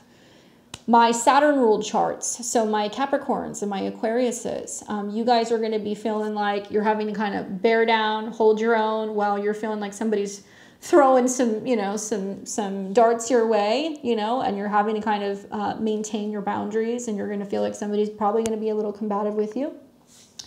Equally, obviously this is happening between Gemini and Pisces, so it'll affect all of the mutable signs, especially if you have anything from about 16 degrees to about 18 degrees mutable. So my Geminis, my Virgos, my Sagittariuses, and my Pisces, you guys are going to be feeling this pretty strongly, okay? So let me take you through the 12 rising signs. I want to show you where this square off is going on, just give you a little bit of advice, and we'll start first with Aries and Aries risings. All right, Aries, so you've got Mars, your chart ruler, in your 3rd house, and it's squaring Saturn in your 12th. Essentially, wherever Mars is where you go. So having Mars in your 3rd house means writing, learning, speaking, taking road trips. It can be about taking some sort of action in your local community. It could be your relationships with your siblings. This is just kind of like your mental space. And usually you want to be kind of busy and multitasking when this is happening, especially with the conjunction to Jupiter. It's magnifying the need to study more, travel more, you know, focus more, communicate more, and you'll have a tendency to kind of want to rush here. And whether that's through emails or communication or driving, and it is coming into a square with Saturn in your 12th house. Saturn rules your career. It's in the 12th house. So it tells me that maybe you're coming to terms with the fact that something is changing in regards to your career, and you're trying to figure out how to best navigate that, what you need to learn in order to make that possible. Maybe you're trying to figure out how to better kind of communicate and express yourself, and you're getting frustrated because you don't know if you should have conversations. There could be blind spots in traveling, especially involving water or weather. And there can also be this feeling of wanting to speak out, but not knowing how to say something, right? That's kind of the impression that I'm getting. Remember that we still have to do our Saturn work. We're not just totally bypassing Saturn here, even though I know you're going to want to. What does this mean? You need adequate rest. You need, you know, to be meditating on stuff. You need to be exercising caution, you know, before you kind of leap into something. And this is really about kind of checking in with your intuition and your higher self before you decide that you're going to, you know, start anything new, especially when it comes to travel or learning or anything of that nature. There's a sense of practicing a little bit of caution before you make any moves in this department. Just check in with your gut, make sure that that's really resonating, and instead of leaping into conversations or, you know, rushing through something, take time to pause and reflect. And I think that that's really going to help you navigate this aspect. All right, so we've got Taurus and Taurus rising. You guys are going to be experiencing Mars square Saturn. All right, so Mars is moving through your 2nd house, Taurus. This is basically about money stuff. So this is the money you spend, the things you eat, changes in your personal style, your self-esteem, your security. You've had a really nice Mars-Jupiter conjunction, which does make me feel like there is possibility to spend more or to make more money, right? There may potentially be a second income that's coming in, or there may be something that you're thinking about purchasing or buying. So there's something ramping up about your financial situation. Mars rules relationships for you, and Mars also has connections to your 12th house of your subconscious. So there might be this thing in the back of your mind where you're like, I really want to make this purchase, or I really want to make this move, or I want to do something financially. And it may impact a partner, a spouse, a client, a relationship of some kind. Maybe there can be some tension and some arguments about money that can be going on, and your own personal beliefs and values when it comes to resources. And Mars is coming into a square with Saturn in your 11th house of friends, goals, networks, and other people. Friends and money don't mix with this transit. I'm just going to tell you that right now. And whether that's, somebody owing you money, you borrowing something, being recommended to invest in something, be careful with that and whose advice that you buy. Saturn also deals with your career and your beliefs about your career. So there can be some sense of you wanting to expand the money that you're making, and you're trying to do that through working with a group of people. Maybe you thought collaborating with a friend or bringing on people, to kind of collaborate with you would bring more, but maybe you feel like it's brought more of a headache and more kind of trouble dealing with other people and also with money, and that with more money comes more problems. But it can also be a friend that's inspiring you to think differently about your financial situation, and your goals revolving around money might be changing. And even if an influx of money comes in, you might kind of be like, well, I'm going to do something different. I'm not just going to immediately spend it. I'm going to be a little cautious, right? Anyway, just some food for thought. Be mindful of that. And yeah, definitely could be burning a little bit of a hole in your pocket there. Good luck. All right, we got Gemini and Gemini rising. You guys with your megaphones just burning everything down this week. Mars and Jupiter in your first house. Okay, both placements pretty loud. Jupiter makes you optimistic. Mars makes you just want to go, go, go. And, we're starting to see now that Mars is coming into a square with Saturn. So when Mars is in your first house, you want to speak, you want to get active, you want to travel. Mars does rule physical fitness and things revolving around health habits in your relationship with coworkers. It's also connected to groups. So this is a week where you may feel like you're trying to motivate other people. If you manage a team, if you're working with, other coworkers on a project, if maybe you are feeling like, you want to inspire some of your friends, or you're trying to encourage some of your friends to kind of do something or get together with something, you might be feeling like you're hitting a roadblock.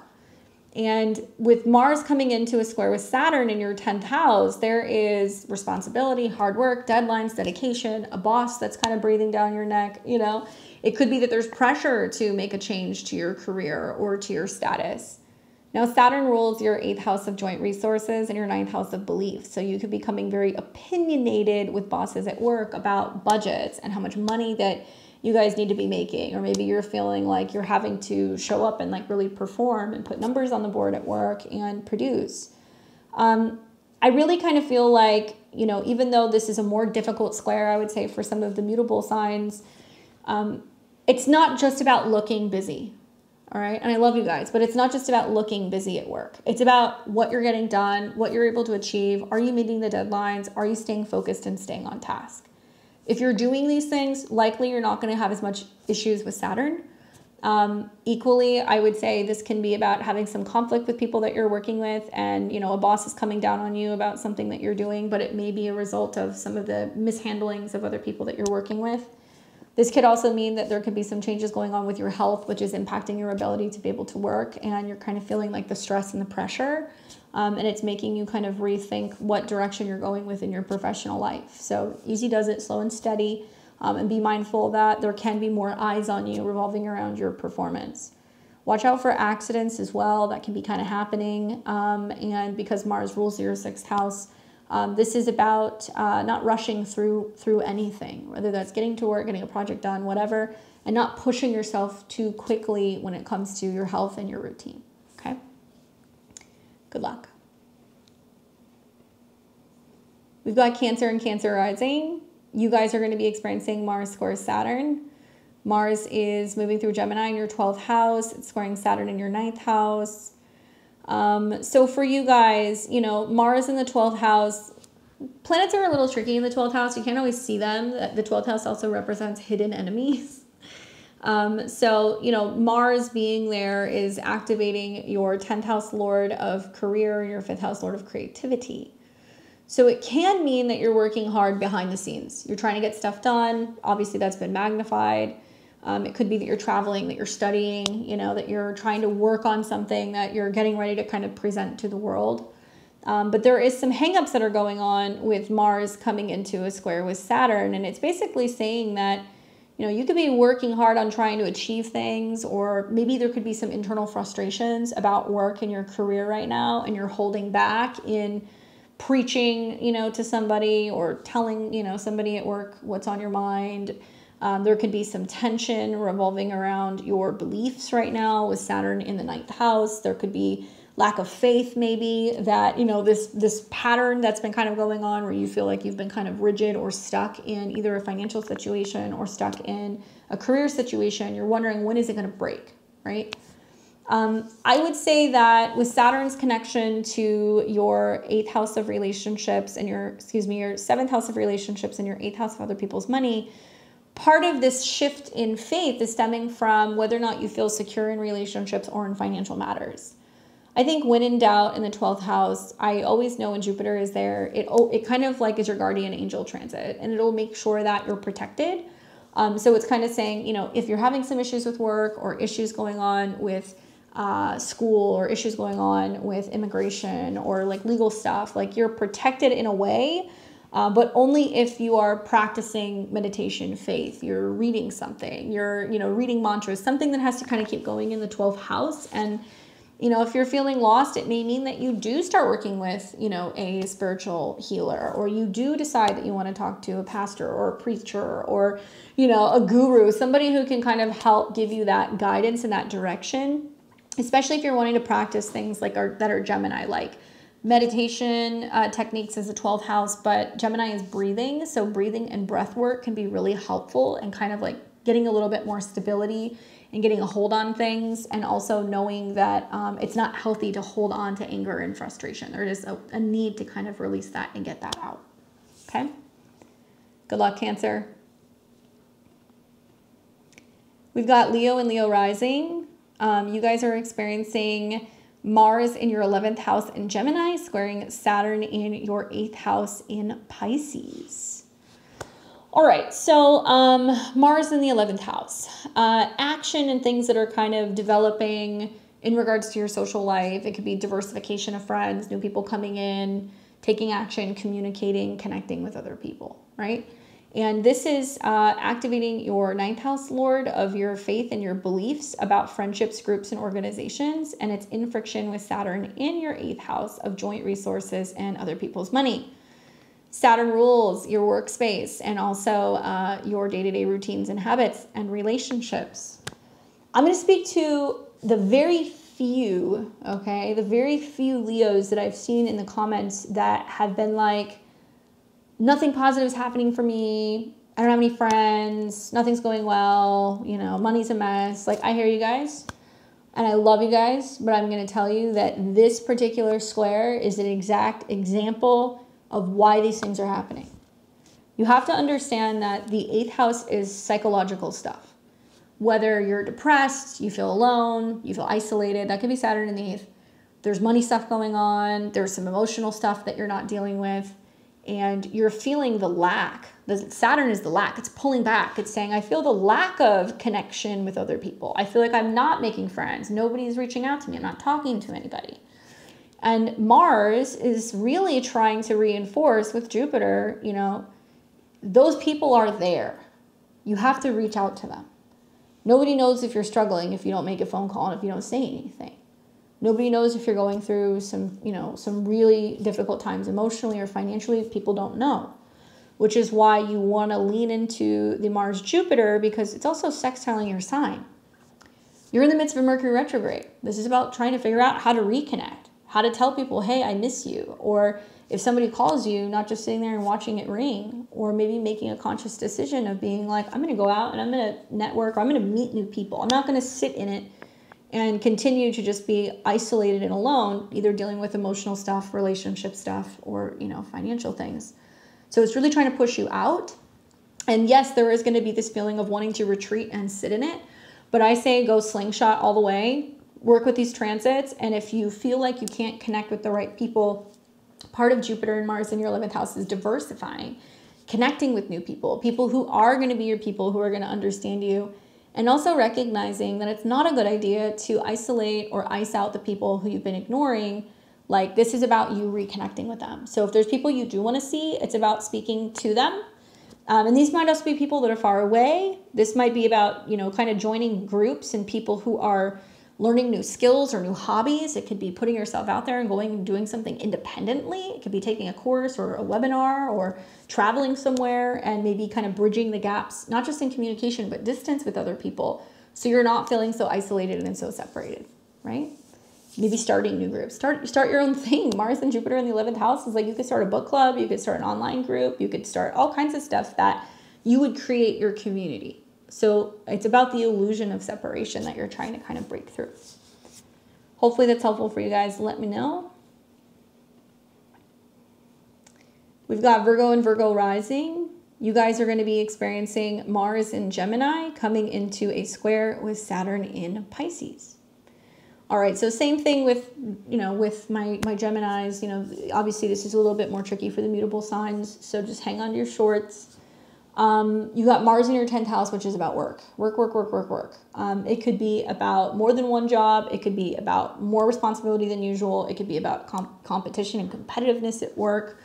You know, Mars is about changes. It rules your 8th house. So there is some, you know, different kind of game face that you're putting on at work, and you're maybe trying to kind of be a little bit more confident and assertive at work, or you're taking action, or maybe you're deciding to cut one job and take another, or maybe you're deciding that, you know what, I'm ready to retire. Like, there's something that you're kind of completing basically, or kind of wrapping up abruptly when it comes to your career and your occupation. Now, the other thing is Mars also has connections to your 3rd house of communication. So I think it's really shifting the way that you think and the way that you communicate about work. And you may be very optimistic that you can juggle more than one thing. Obviously, Gemini midheaven.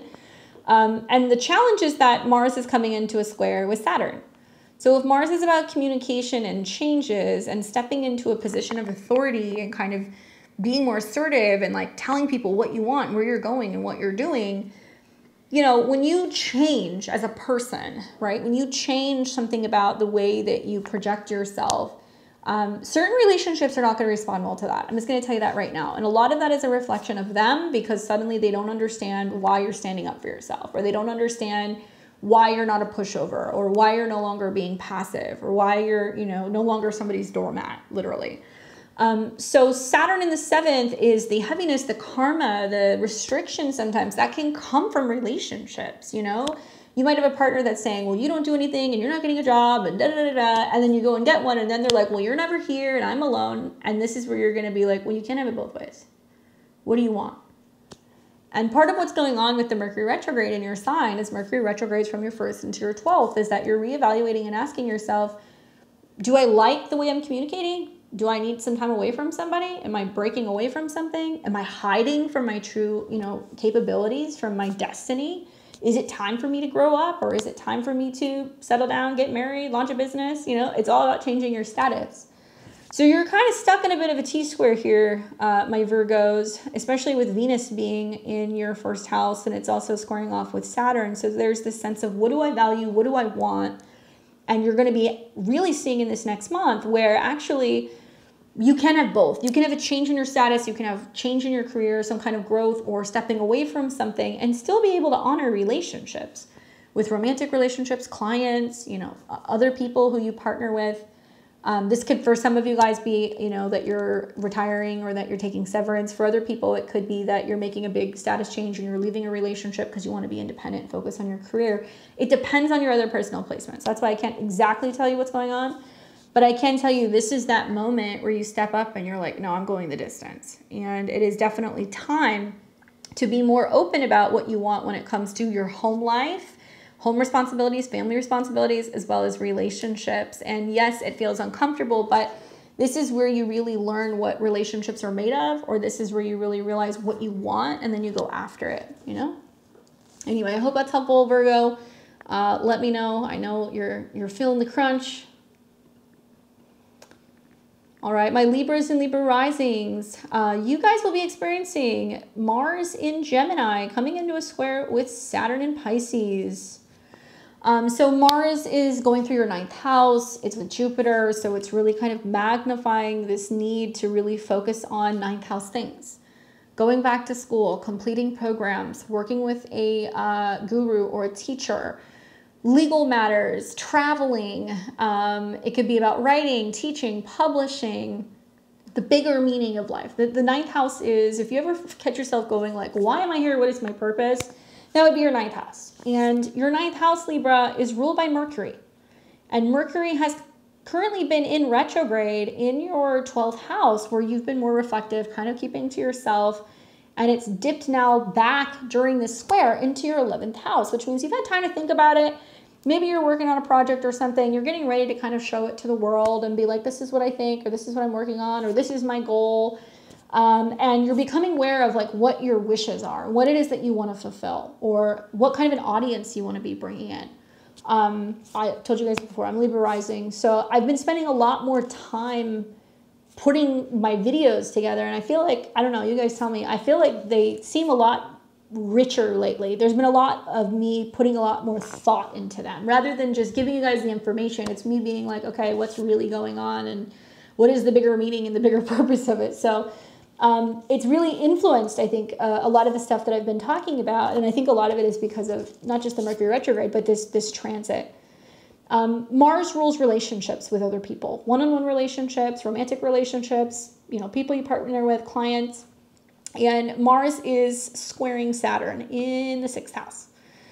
So Saturn in the 6th, feeling like you have a heavy schedule, lots of responsibility, you know, having to take care of home, family, pets, your health more, maintaining a schedule, staying on task, being on top of things. But the 6th house is also about service and sacrifice with Saturn here. And so there is this sense of, okay, well, there is this heavy burden that I'm having to do in my daily day-to-day routine. And it's kind of in friction with wanting to travel or wanting to teach a class or wanting to go somewhere, wanting to be able to kind of like meet with a teacher.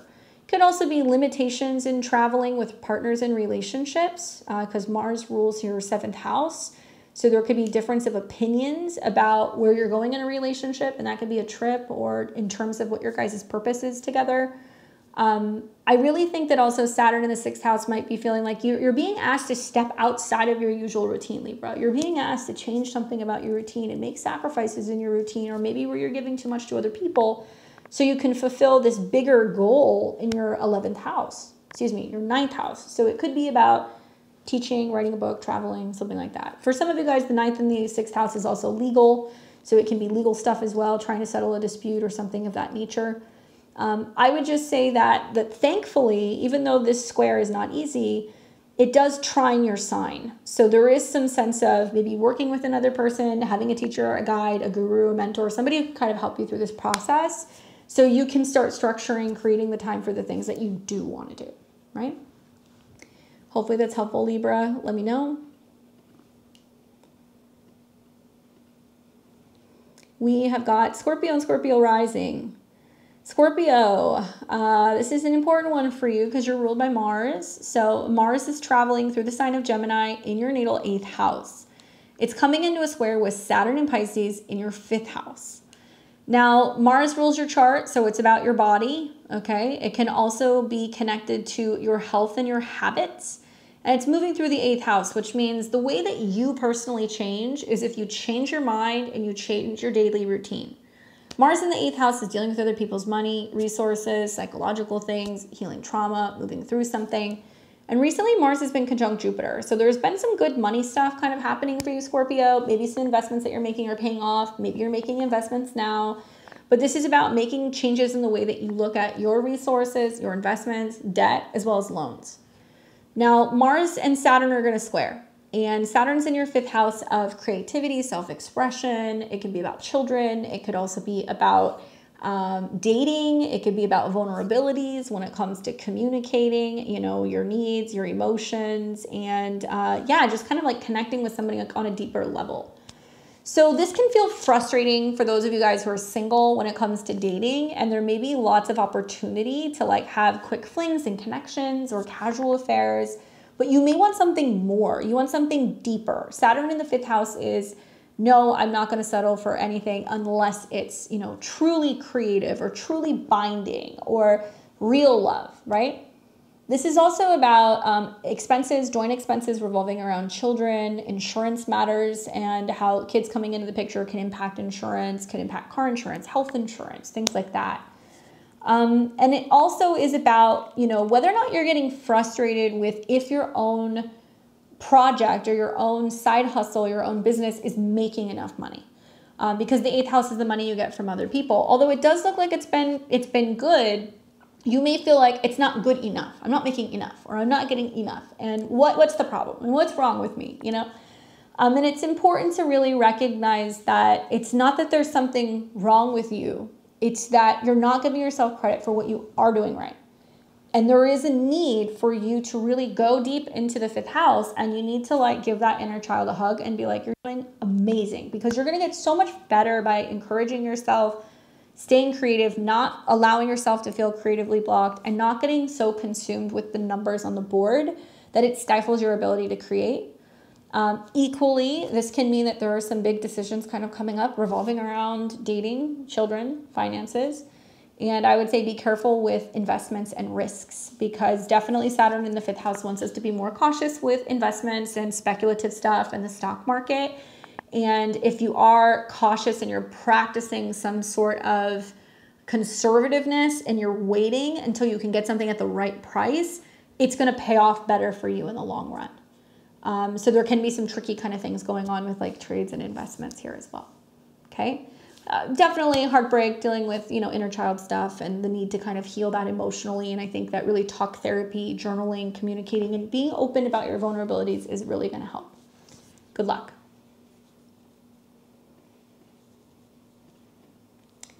We got Sag and Sag rising. I gotta tell you, I don't have any Sag in my placement.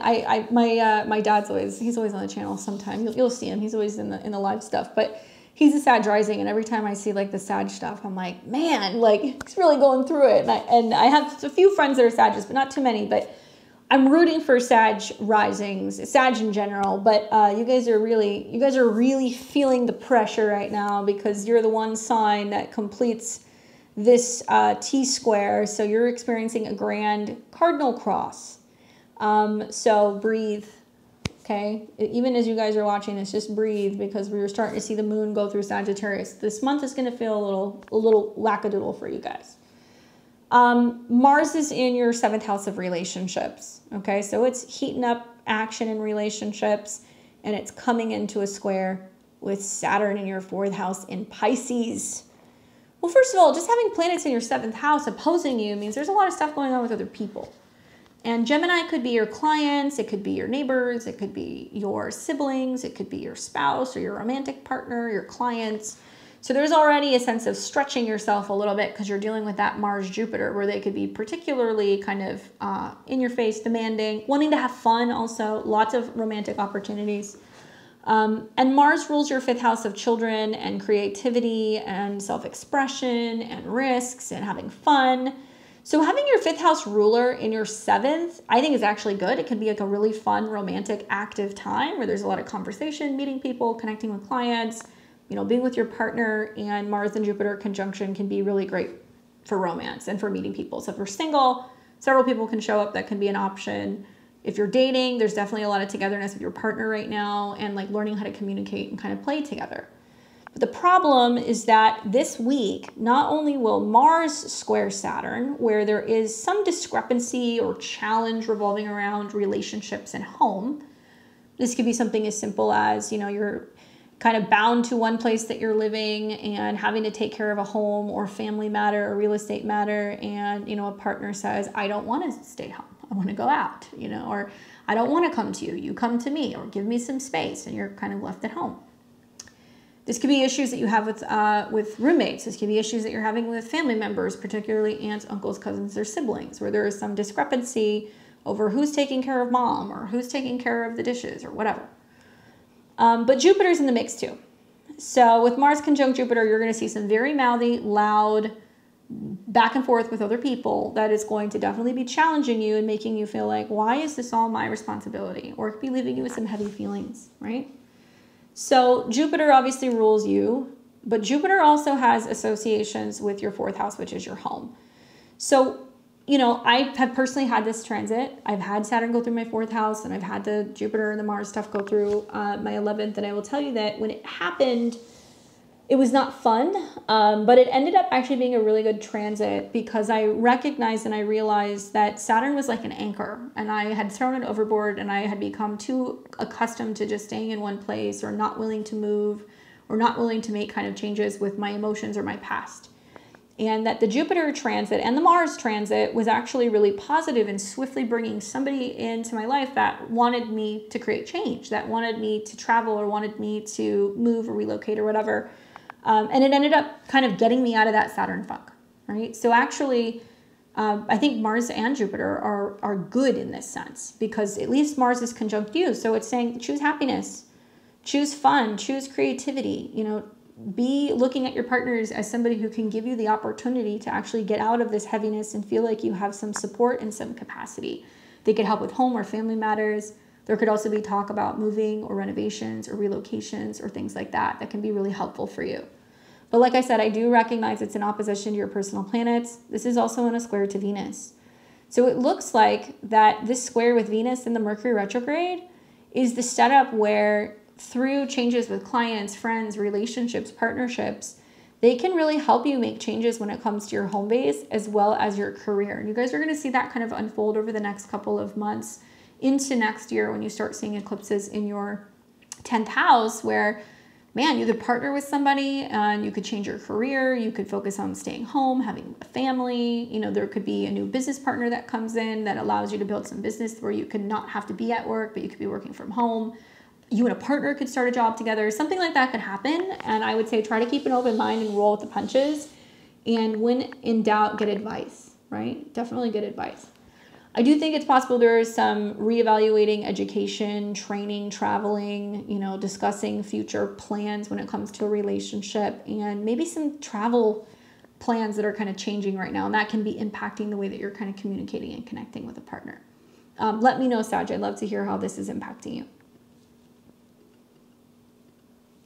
All right, we have Capricorn and Capricorn rising. All right, so for the next 3 signs, because you guys have Saturn that's pretty prominent right now, you guys are the ones that are kind of on defense. Everybody else is kind of just getting it up from all corners, but you're on defense because you guys are dealing with Saturn, whether it rules your chart or you're a Pisces rising. So think of it as you guys are putting up the shield because somebody's like running around with, you know, the machete. So Capricorn and Cap rising, you guys are experiencing a Mars-Saturn square, okay? So you've got Saturn, your chart ruler, in the 3rd house in Pisces, where you're focusing on contracts, communication, dealing with vehicles, siblings, communication, moving, learning something new, something like that. And Saturn's in a sign that sextiles your sign, so it's not in bad aspect. But what's challenging is that you have Mars, okay, which is going through your 6th house, coming into this square. Well, if you are ruled by Saturn, your money is ruled by Saturn, and you're getting really firm about boundaries and communications and contracts and how you're talking to siblings or how you're handling financial matters in your own life, that's being challenged right now through your 6th house. Mars rules home and family. Mars also has connections to goals and groups of other people. So there could be some difficulty in communicating with other people within the home. Could be roommates, partners, you know, it could be family. And trying to address something that needs to kind of be worked on or healed or fixed. So it could mean, you know, you're arguing with a sibling about how you're going to renovate mom's house, or maybe you're going back and forth with a roommate about, you know, whose responsibility it is to, you know, take care of the litter box, like whatever. Something involving pets, cleaning up, organizing, responsibility. It could also mean that there is some like legal matters that are kind of brewing, revolving around property or real estate or an estate of some kind. This could also mean that, you know, your work is somehow impacted by where you're living, and, you know, there could be changes with your vehicle that you have going on right now, and now you're maybe working more than one job. Maybe you're focusing on trying to launch a website or build something online, and now you feel like you're juggling more than one job, Mars and Jupiter in your 6th house. The good news is Mars likes to be in the 6th house. It needs to have a to-do list, right? So getting your home organized, getting your schedule cleaned up, taking care of your health, that actually, with Mars and Jupiter in your 6th house, you can do. It just feels challenging. It feels like, well, I don't want to get on the treadmill, you know? I don't want to go back to the gym. I don't want to have to learn how to do coding. I don't want to have to hire somebody to, you know, come in and remodel my kitchen. It's going to be such a hassle. I don't want to make the phone calls, but it's trying to get you to do that. So the sixth house could be pets, coworkers, healthcare practitioners, you know, people who are just challenging you and pushing you to be very clear about your boundaries, to be very clear about what you will and will not spend and what you can and cannot manage, both mentally but also within your home. That seems to be the challenge that you're dealing with right now, right? And all of that kind of being connected to this Mercury retrograde, it does seem like it's about negotiating something, or kind of maybe even having to communicate and reaching out and hiring somebody to handle a tax matter, or, you know, some kind of financial matter, or an immigration matter, and needing to maybe get more than one person on the job so you can get it done. Hopefully that's helpful for you. Good luck. We've got Aquarius and Aquarius rising. You guys will be experiencing the Mars-Saturn square, with Mars in Gemini in the 5th house, square Saturn in Pisces in your 2nd house. All right, so let's talk positive first. Positive is that, you know, Gemini is a fellow sister air sign.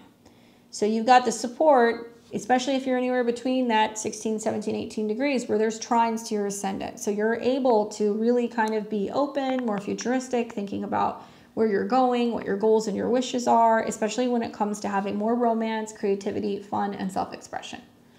Now, I like Mars and Jupiter in the 5th house. Personally, I feel like big risk, big reward here. You know, 5th house can be about the stock market. It can be about children and pregnancy and dating and partying and having fun. And, you know, this might make you more competitive when it comes to sports, or when it comes to creative projects, or things that you're just designing or creating in some capacity. Mars rules your 3rd house of the mind and communication, and also career. So it can be pushing you to be like, I'm starting a blog, a podcast, I am creating a website, I'm creating new products, and I got to put the word out. And like, that's the juggling aspect, I think, in Gemini. And Jupiter being there is you're feeling very incentivized to be like, I want to make things. I want to create things. I want to have a good time. I want to hang out with my kids. I want to go and party with people and, you know, have fun. But this energy is coming into a square with Saturn, which is your chart ruler. And Saturn in the 2nd can feel like there's a tightening of the belt that's happened recently, that for whatever reason, you're sticking to a stricter budget. Maybe you're saying, I'm not drinking, so how do I party? Maybe you're saying, I'm feeling a little tight on money, or I'm making some changes in the way that I'm spending money or how I'm eating. And that's definitely impacting my ability to kind of have playtime. Certainly Saturn with a connection to your body, it does tell me that there are certain things that you're now trying to cut out or cut back. And I think this is about learning new, diverse ways of having fun. You don't have to go to a bar. It could be that you're like, well, I'm having, you know, trivia with my friends, but I'm not drinking. It could be that you're deciding to take up a new hobby and being more physically active, but you're trying to find a way to do that without having to spend a bunch of money, you know, joining the softball team. Or maybe you're wanting to get into painting, but you're like, man, I can't, you know, buy all of the tools that I need to be painting. So let me go and take a class and make sure I like it first before I really invest into this. Be conservative with your investments. I think Saturn in the 2nd house says you've worked hard for what you have. You know, you're not willing to risk anything that you aren't willing to lose. And there is opportunity for big risk, big reward here, but you would need to learn more about these things. Now, Mercury is the ruler of this. It's been retrograde in your 8th house. So there's been this reassessment of your investments with other people and joint resources. And it's like retrograding back into your 7th, which tells me that you're examining relationships and communicating with people. Maybe you've changed directions with relationships. So if you've been seeing people, there could have been one person come in, one person go out. And with Jupiter and Mars being in your 5th house, there's no shortage of romantic opportunities here. I think that if anything, it's like learning to kind of be more cautious and not just kind of sampling everything, you know? I also feel like for you guys, the fact that Mars, which can be about siblings or neighbors or communication, in your area of children, you know, you might be like, well, you know, my neighbor's kids are having a party again. It's annoying. Or it could be, you know, you're having to be a little stricter with your kids about their spending habits and like, you know, what they're doing. And you're trying to kind of rein it in a little bit and like teach them how to be a little bit more responsible when they're kind of out there being young and reckless. So that's another interpretation that I have, especially with the oppositions going on in your second and eighth house, which are very financial. So I think it's either relating to expenses with kids, whether or not you're willing to take risks investing, or risks when it comes to matters of the heart. Good luck. And we've got Pisces and Pisces rising. You guys will be experiencing Mars and Gemini going through your 4th house in a square to Saturn and Pisces in your 1st house. Now, I know this is loud. There's a lot of other aspects to this, but you know, when we think about Mars, this is your money, your resources, your possessions. Mars is in your 4th house of home. So it means that, you know, you're very focused on something that's going on in your home base.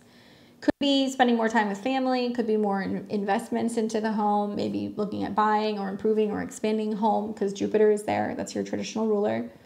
And Mars is squaring Saturn. And so the truth is, because Saturn represents, you know, yourself, your body right now in the 1st house, your boundaries, your private time and your goals, it looks like, you know, you kind of feel like your home life or your family might be kind of putting a damper on your freedom or your private life or your sleeping, you know, arrangements or your privacy. I've talked to a lot of Pisces risings. I've heard everything from my sister's moving in with me to, you know, I got to go and be with family, but I can't stand them, to I don't know where I want to live and I'm evaluating places and I haven't made my mind up yet.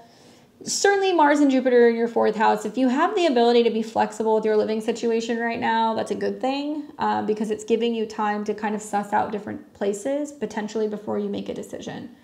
I want to remind you guys that you will also have, you know, the Jupiter-Saturn square right after this, and you're going to see another one in December. So when it comes to being like, I'm going to move to another country, here I go, you know, or I'm going to move somewhere without like feeling it out, be mindful that leaping into something with this conjunction may not meet your expectations. So you want to go and feel it out first.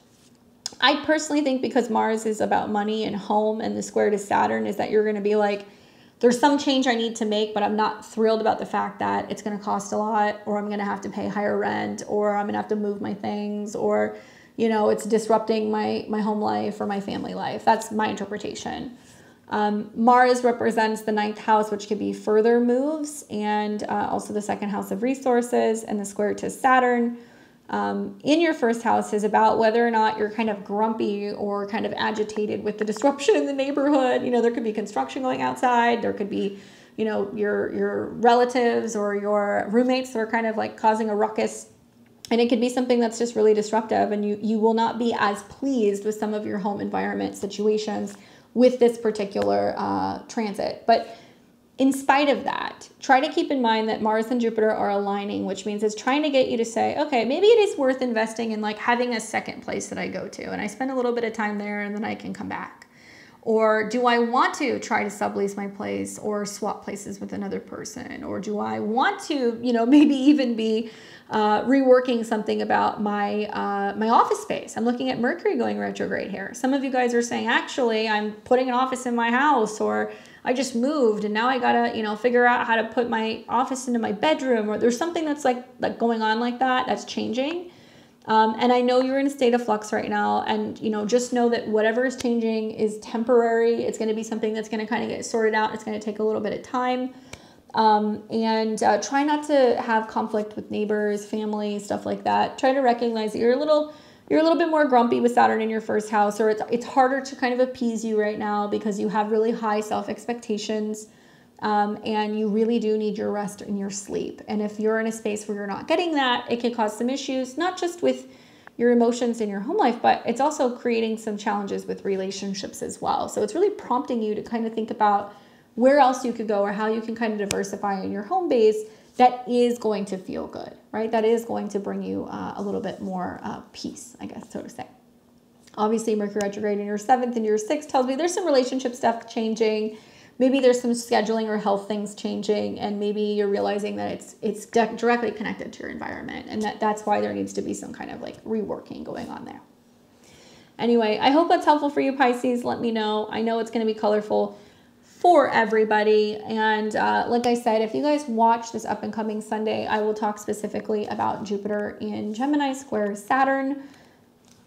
Part 3, it's still coming. We're just gonna keep it going. So Thank you guys so much for listening. I hope this is helpful in navigating some of these kind of challenging energies this week.